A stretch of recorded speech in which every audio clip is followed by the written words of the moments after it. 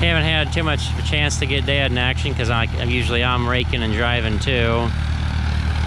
Or not raking, but I'm driving the baler or something. It's harder to keep up, so I'll get him as he goes by. Take a look at the hay. Well, we're gonna give it a few minutes here. That's a little leathery still, but there's enough dry material that it'll kind of even itself out.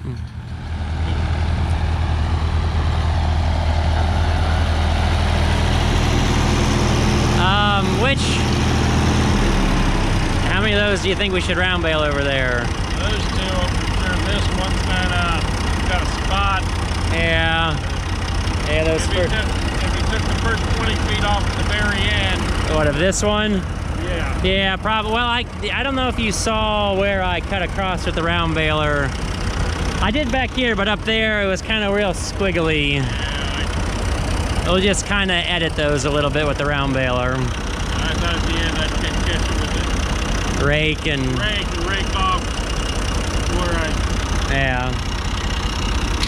Well, it looks. This thing there. Yeah. Over to a spot here and there, but yeah. That end. Yeah. Yeah, there's some fairly nice clover and orchard grass out here. Ready? Yeah, keep on rolling.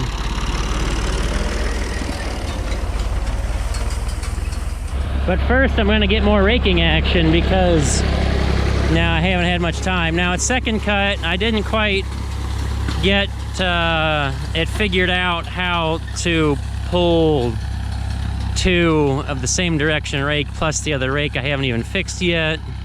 So yeah, there's that. So single raking's doing okay. Using one at a time. This field's super smooth, so we can just flat out roll. And most of the stuff I do a second cutting on is fairly nice and decently worked. Like this is glassy smooth minus one ditch cut through here, which is, you know, normal for drainage.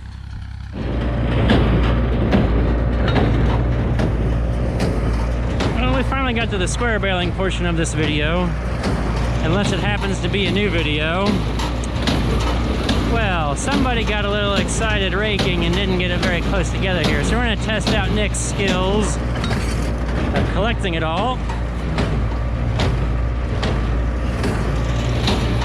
I am not accustomed to orchard grass clover hay. Mostly the clover bit.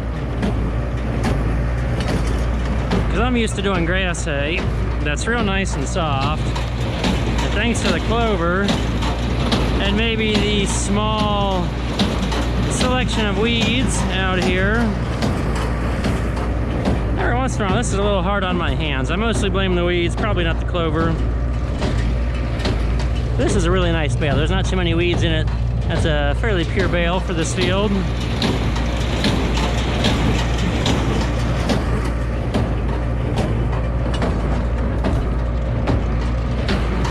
Nice thing about second cutting, there's less volume to deal with, so we can rake, have lots of space between windrows. We're roughly, on these long windrows, almost getting a full column of 25. I'm not stacking 7 high. I have all my orders taken care of pretty much, and I don't have anybody else in line, which is good because I'm trying to wrap it up. I need to have a little bit extra around in case somebody needs to restock in the middle of winter.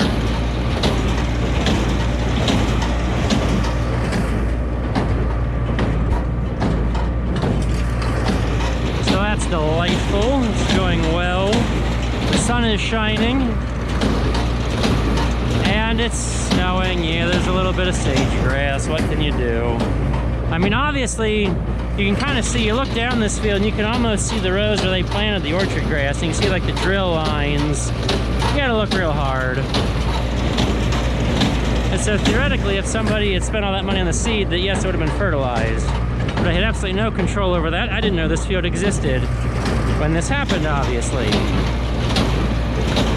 But by good fortune, we are here, sweating, enjoying the sunshine, and knowing that no day on the beach could ever be this rewarding.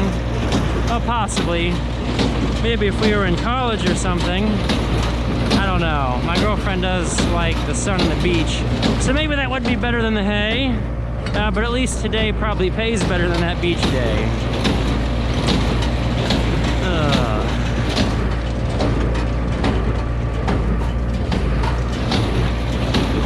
Yeah, so I said earlier that September is hay month. Usually, most years, this year hasn't been superb, but I have made quite a bit of hay in September. It dries out. Finally, we get to some normal dryness. Not everything's always a swamp. I got my Uncle Jim's out collecting round bales, and he almost got stuck collecting them, and that was in that field where the spindle broke, or not the spindle, the wheel bearings went out on the 1086. It looks like the spindle broke from the pictures, but the wheel bearings went out. And in that same field, yeah, my uncle's having issues with getting his truck stuck, which is not a good sign. They haven't called saying they got the skid steer or anything stuck, but I've heard it's not dry. Now we're up here, we're 5 miles north of that, up here, and this field has a small bit of roll, but they also missed out on the last rain, or maybe the rain before the last rain. So they were lucky, didn't get any of that mess. We'll find a windrow out here. You can see there's like a sharp cutoff in the field right here. The orchard grass didn't take at all. You can see a few green blotches, but like this little, after this swale on this side, there's like nothing. And I can't identify quite what's growing down here, but it didn't look very good to me, so we round baled it. And we're sticking to where we can see the nice, bright, luscious green stubble of the orchard grass.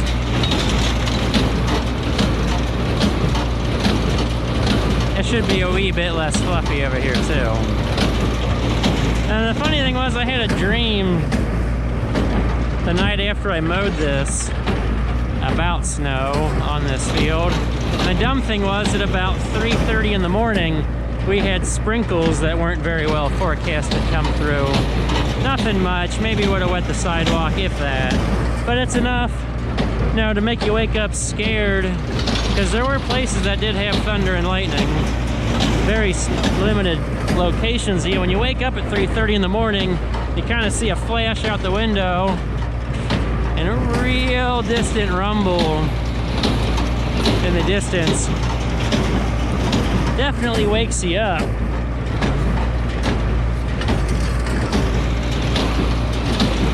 It makes me slightly unhappy. Checked radar, we were good, we escaped okay. Nothing to hurt the hay at all. No worse than a dew, really. I know there's a lot of folks still going out there, or will still have been going.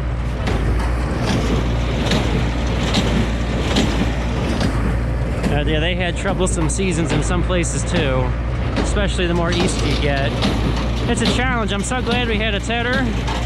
So glad I borrowed that. I need to be looking at getting one myself, because I practically, there hasn't been much that I haven't tedded, because I know we've been working on very wet ground, so I'm not losing any moisture at the bottom. I got to get it all exposed to sunshine and air as much as possible. Yeah, up until this year, I'd never tedded at all. Now look at this, I want to go buy one. With the 4-basket, it's super quick. And, you know, with the little Fords, doesn't use much fuel. What takes me a few hours to mow, I can have tedded in an hour or less, because I'm moving faster and I'm wider. That must be what it feels like mowing with triple mowers. Yeah, that's never gonna happen. I'm a long way from that, and those probably would never fit in any of the fields. And I don't have a tractor to wrestle them around anyways. But we can daydream.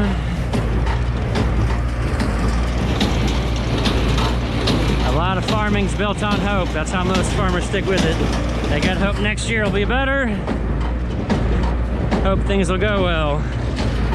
Without hope, that'd be a long road to hoe as a farmer. Hope you're gonna Hope the neighbor will let you rent their land. Hope for prices going up.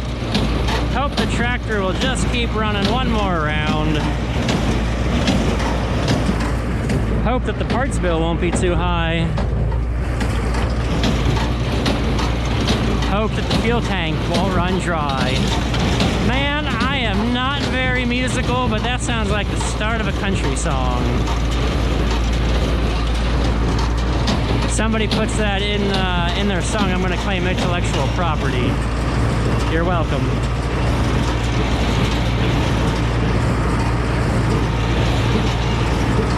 Whee!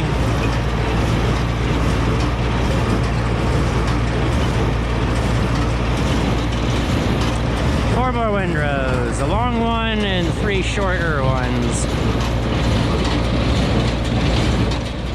So I made like 18 round bales. There's 160 something squares there. I thought we would have made a few more squares. Really, I went taller on that wagon than I wanted to, but I didn't want to put 20 bales on this one. So not a bad day. Ooh, that had me scared there for a second with this little drainage ditch. Heard that little pop. Ugh. So I guess we'll call it a day. I'm gonna go make a few more rounds in another field. And this was a fun hay adventure today. Don't look at my stacking too close. It'll stay. It's not pretty in some places. Yeah, I know. When they eat it and it's manure, nobody will even know.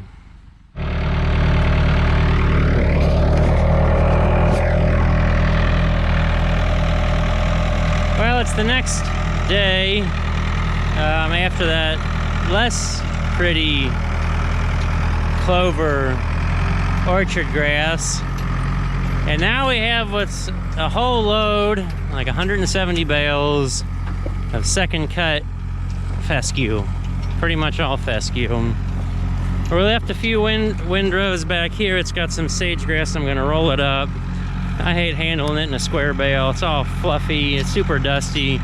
Probably gonna like kill me early because of getting dust in my lungs from it or something. I don't know. So we'll hide it in a round bale. This wraps up this week's square baling. I got Dad to drive square baler for a little bit today. Second cut, I don't know how much second cut I made. It's all over the place. 191, with this, and the stuff we made the other day.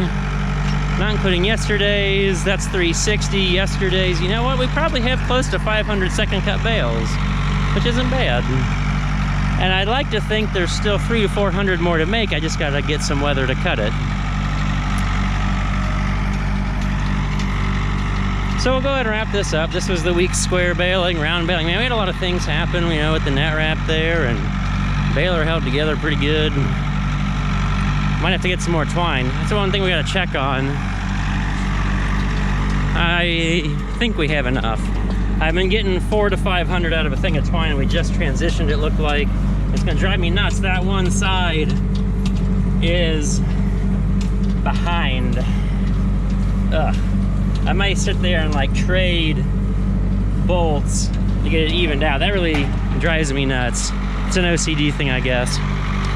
Okay, so I'll catch you guys later with more fun farming adventures.